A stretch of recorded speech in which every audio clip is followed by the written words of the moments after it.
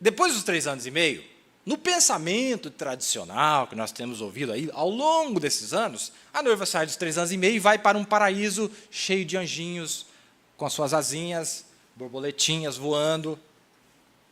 Não é isso.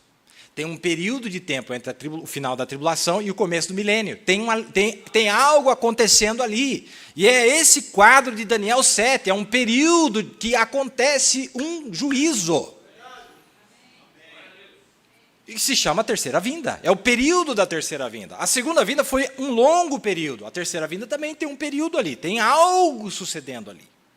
E eu gostei dessa parte, desse capítulo, irmão, que não falava muito desse capítulo, eu tentava entender esse capítulo, porque é um capítulo de vingança, de acertar as contas, olho no olho, que tem umas pendências com Satanás. Mas eu tenho umas pendências com ele, umas coisas que a gente tem que acertar.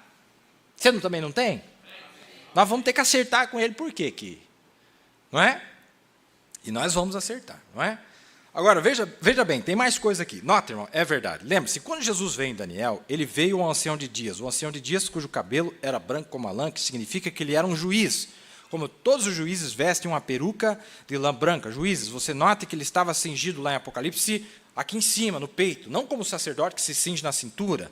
Sobre os peitos, como um juiz, com um manto de juiz, é que você julga. Essa é a razão que João não viu ele em nenhum dia de sábado, ou em nenhum domingo. Ele o viu no dia do Senhor, a vinda do Senhor, quando ele era um juiz. Aqui está a confusão. Ué, mas peraí. Mas eu pensei que a vinda dele como juiz era aqui na segunda. Para a noiva. Ele veio julgar você. Só que quando ele foi julgar você, o teu nome foi encontrado no livro da vida do Cordeiro. E ele disse, não, mas esse eu paguei o preço. Ele é nosso juiz aqui, mas só para a noiva. Por isso que em Apocalipse 10, irmão, diz que é um livrinho. O livrinho é muito menos nomes do que o livro que tem o nome de todo mundo, de ímpio, de virginécia.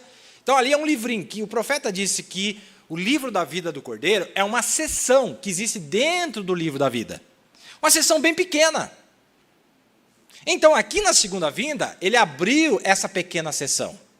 E ele convidou todos. Vocês não querem fazer parte dessa sessão? Vem, todo mundo, qualquer um que quiser. Mas não quiseram. Não quiseram. Aqui, olha, irmão, eu li para vocês no programa passado, vocês que acompanharam, na mensagem A Era de Laodiceia, pregada no tabernáculo, o profeta aplicou a história de José com a igreja gentia. Quando ele disse que a igreja gentia, em Apocalipse 3, o pôs para o lado de fora, como os irmãos de José jogaram ele para fora. Só que depois que passou um determinado período, irmão, José voltou por cima da carne seca, como dizem, né? Voltou por cima. E aí os irmãos voltam do outro lado, e era um período de tribulação, lembra lá? Fome, sede, lá e seca. E aí eles vêm tudo desesperados, mas nesse período, irmão, já era uma outra vinda, já era um outro período. E eles não sabiam que era ele. E aí vem os irmãos de José, mas nessa mensagem o profeta aplica para a noiva gentia e as virgens nécias. Eu li lá. Vai lá ler que você vai encontrar lá. Essa é a razão que João não viu ele nem um dia de sábado ou em nenhum domingo. Ele o viu no dia do Senhor, a vinda do Senhor quando ele era um juiz, não nesses outros dias, nós o vemos aqui agora. Nós vimos quando ele veio, Daniel viu ele, e ele veio com milhares vezes milhares de seus santos, está certo? Os livros foram abertos, e outro livro foi aberto, o qual era o livro da vida, e cada homem, reticência, está vendo? Aí surge a igreja morna, a virgem nécia. Olha o nome da mensagem. A marca da besta e o selo de Deus, parte 2. Mas pensei que as virgens iam morrer tudo na tribulação, meu Deus. Pensei que ele tinha falado. Noé não morreu no dilúvio. Ele cruzou para o outro lado. Perdeu. Vai perder o milênio. O profeta disse, perde o milênio, porque eles não têm imortalidade, não vieram para a palavra no dia de receber corpos glorificados. Ló não morreu em Sodoma. Ele sobreviveu ao fogo de Sodoma. Inclusive, os descendentes dele foi quem aprontou muitos anos depois, lá no final. E no final do milênio vai ter um aprontamento lá no final. Vai ter uma confusão lá, que vai acontecer lá no final do milênio. Eu estou falando da Bíblia, viu, irmão? Estou falando dos tipos, e o profeta disse que os tipos não falham. Os tipos não falham. Nem Noé, nem Ló morreram. Eles cruzaram para o outro lado.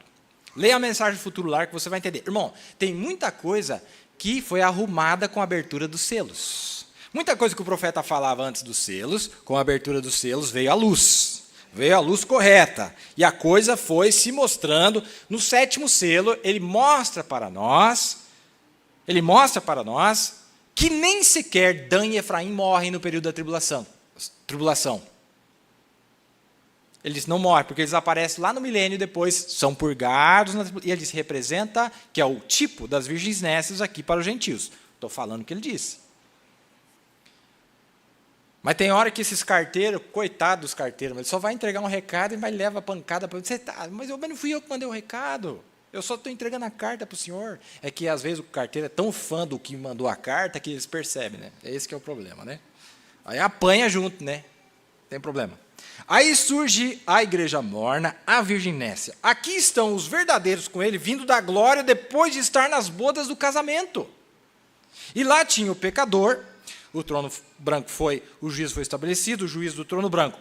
Aí está você. Aí está você. Agora, qual é a diferença desse julgamento que vai ter depois dos 3 anos e meio e aquele que vai ter depois do milênio? Simples. Nesse que vai ter agora, só vai ser julgado esta era. Naquele, todas as eras serão julgadas. É simples.